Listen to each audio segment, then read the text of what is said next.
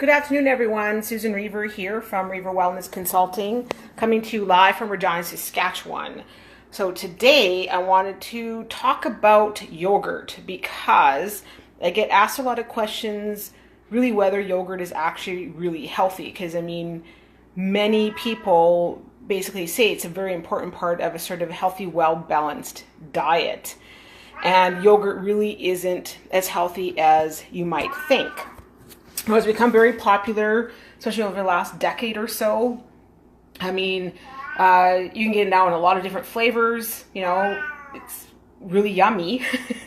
And, often totes that, of course, you get a lot of important nutrients like calcium. Some of them, like Greek style, you're going to get high amounts of protein, several other nutrients that they usually claim, like B vitamins. And, so, of course, a lot of people are now consuming it, on a daily basis. The problem is that dairy products are not as healthy as you might think, especially because dairy products tend to be naturally high in saturated fat. And of course, especially with the heart association, this is portrayed as, of course, it can be harmful in large amounts, right, tied to high levels of cholesterol. Plus the fact that they put in a lot of additives. So a lot of artificial additives, you'll see that in their colors, sweeteners, especially sugars. And of course, that kind of feeds the bad bacteria in your stomach. So to me, it kind of negates some of the beneficial sort of properties of yogurt, especially those ones that claim to have all these probiotics in there. So that's something you need to actually watch out for. Especially Greek yogurt, I find that tends to be the most popular because people like the fact that it has that added benefit of protein, and sort of people like that, especially in the morning. But remember that Greek style, and I use quotations because that term is not regulated by the FDA, is not the same as Greek style or Greek yogurt that was made traditionally hundreds of years ago. So Greek yogurt especially originated in Europe, and of course it was widely available. Cow and goat milk at that time was first fermented, and this helped prolong its shelf life. And of course then the yogurt was made by combining milk and live cultures, and live cultures is just really a fancy name for bacteria. Then it was actually strained because you wanted to move the liquid part from the more solid part. And if you remember the nursery rhyme, little Miss Muffet sat on her tuffet eating her curds and whey. So curds is the more solid and the whey is the liquid stuff. I always call it almost like the crap left over from the milk curdles. And the straining then also helps to remove some of the lactose, and lactose is the sugar. Okay, so remember, yogurt also naturally has sugar found in it, and then what happens with a lot of these yogurts is they now then put additional sugar in it. And even when you see ones that say they have fruit, there's very little fruit in there. Most of them are artificial or, natural flavors added to them versus actual real fruit. And so by straining, removing some of this liquid and the sugars and the salt in the water, that's what gives Greek yogurt more of that sort of thicker texture and higher protein content. Sadly, though, I said again, the ones that you find today in the store, the Greek style, do not follow the traditional methods at all. And of course, they take shortcuts because why? It's cheaper. So you tend to see thickening agents.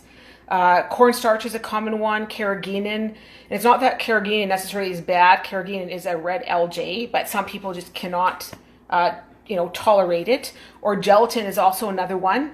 And again, remember that the FDA does not regulate the term Greek style. So do not think that when you're buying today's version of Greek style yogurt is the same as what was made hundreds of years ago in Europe.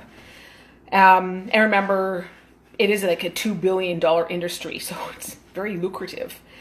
But sadly, that's what you find with a lot of yogurt, is that it contains so many of these additives and it just really isn't that healthy. So especially for you who have, even IBS, Crohn's or colitis, remember dairy is an acidic inflammatory food. Some people do not tolerate lactose very well. Remember, the lactose is the sugar that's naturally found in dairy products. If you have any type of autoimmune disorder, leaky gut, even with people who are celiac, that is an issue, and casein, the protein found in yogurt, has been now linked to, of course, leaky gut syndrome. And so I would highly advise you to not consume conventional dairy products, especially with people with IBS, etc. A lot of people, they cannot tolerate lactose, so that lactose intolerance is quite common. If you are female and you have any type of hormonal issues, like irregular periods or even PMS, remember that where the milk is actually coming from, right? So it's coming from the mammary glands from the cow, and actually have that progesterone, testosterone, and estrogen in there. And so you are, right, you are what you absorb, and of course also you are what they ate. So even if those cows have been given additional steroids or antibiotics, you will then absorb them as well.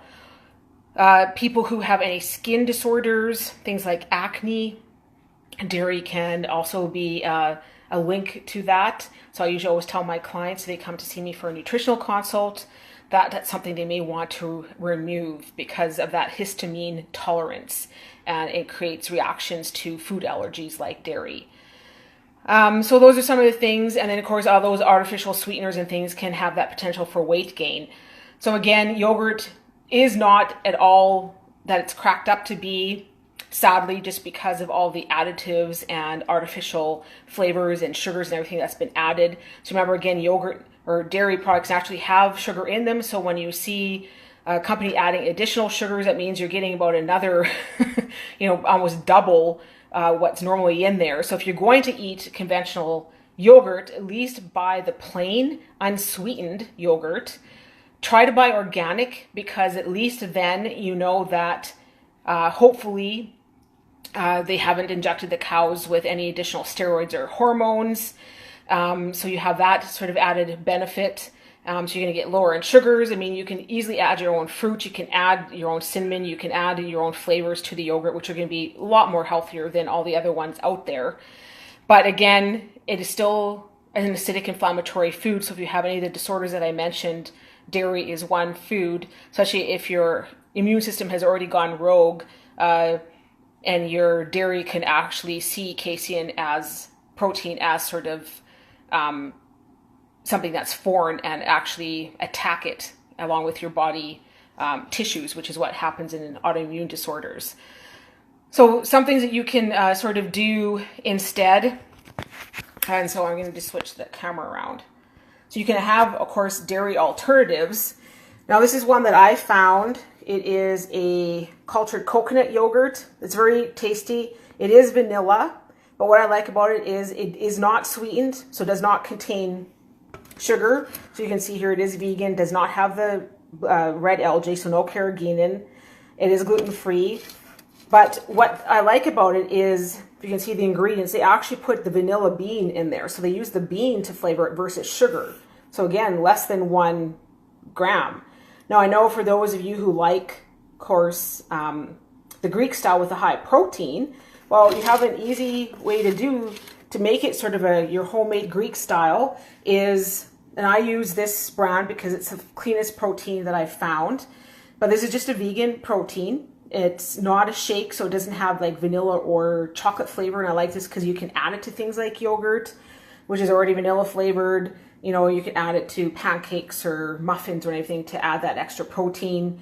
1 scoop would give you 10 grams, 2 would give you 20. So it depends on how much extra protein you'd want, but you can easily add it, and I do this all the time, is I put some yogurt in there, I add my own fruit, add a little bit of the protein powder, and voila, you get very healthy Greek style yogurt without all the added, crap from, the store-bought ones. Okay, so again, lots of dairy alternatives out there. Almond yogurt, I think they have cashew yogurt as well, and they are very tasty. Again, try to remember to buy ones that are not already sweetened, so the plain versions, and try to buy the organic kinds, because again, you're most likely not going to have coming from cows that have been injected with alternative, hormones or antibiotics. But again, remember that it's still coming from a living mammal. We are mammals, so they still going to get some of their hormones. So if hormonal issues are a problem, then I would suggest that you eat dairy alternatives versus actually conventional dairy. So that's just sort of some little health tips, especially when you're going around and buying yogurt. I will be creating a workshop that I'm going to be doing virtually and, of course, in person for people who want to come with me, because I find that I think sometimes when people go shopping, it's really overwhelming to find what actually is good for you to eat, especially even gluten-free products. Just because it's gluten-free doesn't mean that it's actually healthy. Some of the bread and stuff especially isn't, because, again, you have to look at the ingredients. So I think that might be beneficial. So stay tuned for that. But if you guys have any more questions you want to ask me, just, really comment below and I can answer your questions. And again, I hope you found the video informative about yogurt, and it kind of gives you a little bit better of an idea, I guess, when you go shopping for yogurt, what to buy and what not to buy. And yeah, please visit my Facebook page, website, whatever, and you can sign up for my newsletter or like or follow me. And we look forward to, I guess, connecting with you guys tomorrow. So you guys have a great evening. Bye.